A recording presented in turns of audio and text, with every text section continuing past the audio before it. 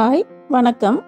இந்த மாதிரி உளுந்து வடை வெளியில் முறுமுறுப்பாகவும் உள்ள சாஃப்டாகவும் நல்ல டேஸ்ட்டாகவும் இருக்கணும்னா அதுக்கு எப்படி மாவு ரெடி பண்ணலாம் அப்படின்னு பார்க்கலாம்.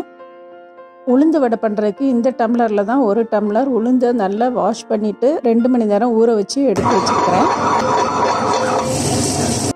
இன்றைக்கி நான் கிரைண்டரில் தான் அரைக்கிறேன். இதை நீங்கள் மிக்சிலையும் அரைச்சாலுமே நல்லா இதே மாதிரி சாஃப்டாக முறுமுறுப்பாக தான் வரும். உளுந்து கிரைண்டரில் போட்டுட்டு கொஞ்சம் கொஞ்சமாக தண்ணி விட்டு அப்பப்போ நம்ம இந்த சைடில் ஒட்டி இருக்கிற உளுந்தெல்லாம் எடுத்து விட்டு கொஞ்சம் கொஞ்சமாக தண்ணி தொளித்து ஒரு 20 நிமிஷம் நல்லா அரைச்சிங்கன்னா நல்லா பொங்கி வந்துடும் மாவு. நான் இந்த உளுந்து மாவு அரைக்கும்போது ஒரு சீக்ரெட் இன்க்ரீடியன்ட்ஸ் சேர்க்குறேன். அதனால என்னோடய உளுந்து வடை வெளியில் முறுமுறுப்பாகவும் உள்ள சாஃப்டாகவும் டேஸ்ட்டும் சூப்பராக இருக்கும். எல்லாருமே லைக் பண்ணி கேட்பாங்க. அதை தான் நான் உங்கள் கூட என்ன சேர்க்குறேன் அப்படிங்கிறத இந்த வீடியோவில் உங்கள் கூட ஷேர் பண்ணுறேன். நான் கிரைண்டரில் மாவு ஆட்டும்போது எப்பெல்லாம் தண்ணி ஊற்றுறனோ அது எதையுமே நான் கட் பண்ணாமல் தான் இந்த வீடியோவில் ஆட் பண்ணியிருக்கிறேன். இப்போ ஒரு 20 நிமிஷம் கழித்து நான் ஒரு சின்ன துண்டு இஞ்சை பொடிசாக கட் பண்ணி மாவோடு சேர்த்து அரைச்சிக்கிறேன். நான் எப்போவுமே இஞ்சியும் பச்சை மிளகாவையும் சேர்த்து மாவோடு அரைச்சிடுவேன்.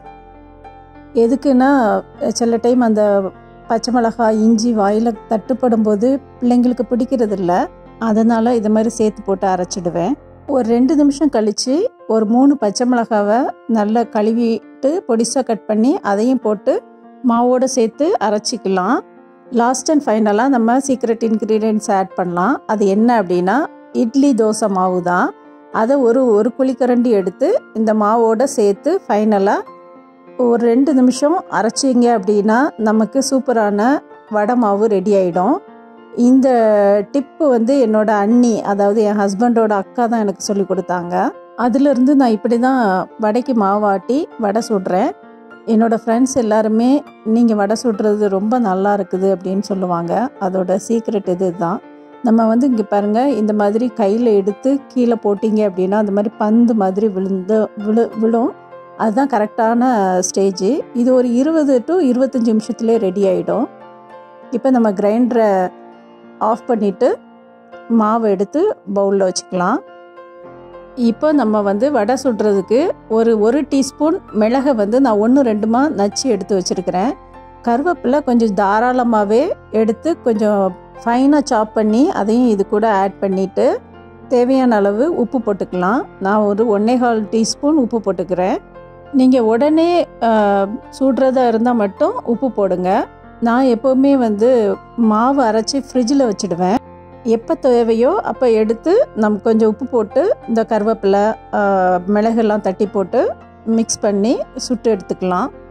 நம்ம இப்போ ஒரு ஸ்டவ் ஆன் பண்ணி ஒரு பேன் அடுப்பில் வச்சுட்டு எண்ணெய் ஊற்றிக்கிறேன். தேவையான அளவு எண்ணெய் ஊற்றிட்டு எண்ணெய் நல்லா காஞ்ச உடனே ஃப்ளேமை மீடியம் ஃப்ளேமில் வச்சுக்கோங்க.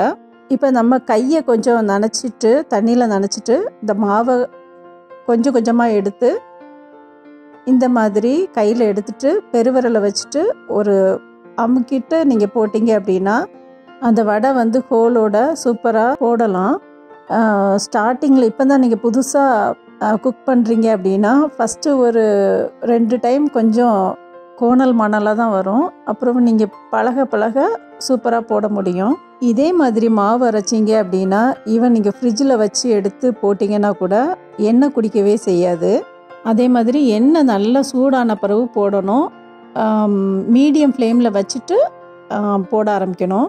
ஹை ஃப்ளேமில் வச்சுருந்தீங்க அப்படின்னா வெளியில் கரிஞ்சு போய்டும், உள்ளே வேகாது. அதே மாதிரி சிம்மில் வச்சிங்க அப்படின்னாலும் சாஃப்டாக மட்டும்தான் இருக்கும், அந்த முறுமுறுப்பாக இருக்காது. இதெல்லாம் ஒரு சின்ன சின்ன டிப்ஸு. அப்புறம் போட்டுட்டு ஒரு 2 வாட்டி இந்த மாதிரி திருப்பி போட்டு எடுத்தீங்க அப்படின்னா வெளியில் முறுமுறுப்பாகவும் உள்ளே நல்லா சாஃப்டாகவும் டேஸ்ட்டும் சூப்பராக இருக்கும். கண்டிப்பாக நீங்கள் ஒரு வாட்டியாவது இந்த வடையை ட்ரை பண்ணி பாருங்கள். உங்களுக்கு இந்த டிப்ஸ் எல்லாம் பிடிச்சிருந்துன்னா கண்டிப்பாக லைக் பண்ணுங்கள், கமெண்ட் பண்ணுங்கள், உங்கள் ஃப்ரெண்ட்ஸ் அண்ட் ஃபேமிலிக்கு இந்த வீடியோவை ஷேர் பண்ணுங்கள். இது வரைக்கும் என்னோடய சேனல் சப்ஸ்கிரைப் பண்ணலன்னா ப்ளீஸ் சப்ஸ்கிரைப் மை சேனல். நீங்கள் பண்ணுற ஒவ்வொரு சப்ஸ்கிரிப்ஷனும் எனக்கு நல்ல மோட்டிவேஷனாக இருக்கும்.